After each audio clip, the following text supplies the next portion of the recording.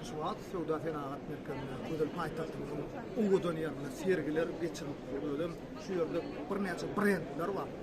Diýse üýtgüş brendler şolaň üçin de dokular bilen ödümden bilýärler näme üçin gerekdigini, sebäbi duku bolanlar we biz haýsyga köpçük çärere baramda başynda feretleri şol taýna öt egin maşynda diýişli dukuçuklar haýlap goňor bolar. Gal üçin men şunu kostüm alakdyl şu çäre geldim şoň üçin ýürüýdi ene ýeňiljek.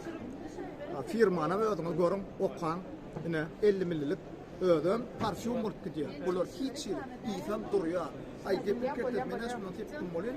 Ananaýyn 3 günde başymdan ýyf aýyrmady.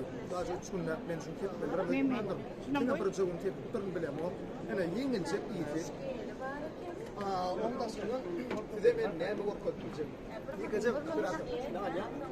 İsberçiler. Şu isberçiler biz dukanlardan 30 manat, 40 manattan ayda 50 manatdan isberçiler alýar. Ýöne şolar käbirleri ýetir 3 gün 4 günle oturýar.